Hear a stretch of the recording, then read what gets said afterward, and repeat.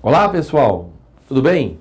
Hoje eu quero falar sobre o Egito e falar das experiências que teve lá Abraão, Isaac e o povo de Israel. E tirar algumas lições, dentro do possível, para as nossas vidas. Mas antes quero te pedir, se inscreva no nosso canal, nos dê um like. Compartilhe com seus contatos. Bom, quando a gente lê lá no livro de Êxodo, capítulo 1, do verso 1 ao 11, lá fala que depois se levantou um novo rei sobre o Egito, que não conheceu a José. Claro que esse novo rei é um novo faraó. A 17ª dinastia, os Hicsos, que eram favoráveis, vamos dizer assim, ao povo de Israel. Talvez porque também fossem descendentes de Sem. Tão favoráveis que permitiram que José, que era um semita, pudesse ser um dos governadores do Egito, daquela grande potência, aquele grande império. E aí, o que nós aprendemos? Nós aprendemos que depois da 17ª dinastia, se levantou uma nova dinastia de nativos, faraós nativos, que venceram a 17ª dinastia e prevaleceram no Egito, e isso, a Bíblia fala que não foi favorável a Israel. E isso ocorreu a partir de Tebas. É possível que o faraó, mencionado lá no Êxodo do povo de Israel, citado várias vezes como faraó, onde o nome dele não é citado. Eu creio que tem a ver com a cultura da época. Moisés propositalmente não citou o nome de faraó para que caísse no esquecimento, já que Moisés tinha também um lado egípcio, porque ele foi criado no Egito.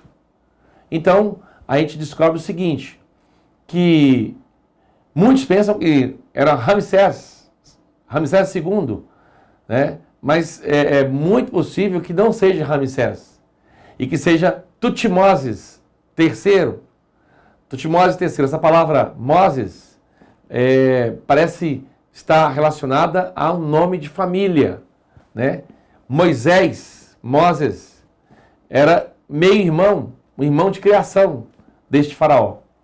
E aí nós entendemos porque Abraão, ou melhor, porque Moisés tinha esse livre acesso, esse respeito todo lá no palácio, além da proteção e provisão divina. Então, a gente descobre o seguinte, que Abraão também, ele desceu ao Egito, né? E a Bíblia fala que por causa da fome que existia lá em Canaã, e Abraão deve ter descido ao Egito mais ou menos na 12ª dinastia. E aí, lá, você não encontra nenhum altar. Abraão não edificou nenhum altar no Egito, né? E o altar fala da comunhão. O altar fala do culto. Então você não vê culto e altar no Egito, né? Quando ele volta do Egito, em Betel ele edifica um altar, em Canaã. Então, claro, Abraão prosperou no Egito? Prosperou. Mas tem o culto a Deus? Tem o desfrutar da presença de Deus?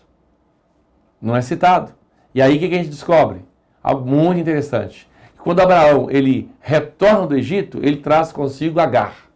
Agar é a serva de Sara, que vai coabitar com Abraão, induzida pela própria Sara, né, para que Abraão pudesse gerar um filho.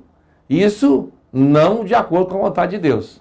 É tanto que Ismael, que é o filho da egípcia Agar com Abraão, ele passa a ser o perseguidor de Isaac. Em todos os sentidos, né? A geração de Ismael, os árabes, né? Todos aqueles descendentes de Ismael vão hoje estar oprimindo o Isaac, ou melhor, Israel, querendo riscar do mapa o nome de Israel. Então, a gente descobre que o Egito, na Bíblia, representa o mundo do pecado, né? E Abraão esteve ali, né? Isaac também esteve ali, e ambos mentiram naquele local. Tanto Abraão mentiu, como Isaac mentiu. Então a gente descobre que a influência daquele local não é uma influência positiva. Ali é o mundo do pecado, governado por Faraó, né? É igual hoje, o mundo jaz do maligno.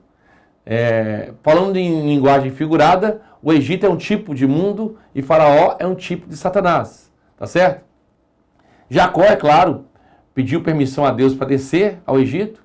O Senhor deixou, tinha um propósito de multiplicar o povo ali, mas a gente descobre que o povo de Israel já estava bem, como é que eu posso dizer, bem egípcio. Eles já estavam bem mundanizados, né? Você vê que a idolatria que vem com o povo no decorrer, mesmo no deserto, é tudo herança do Egito.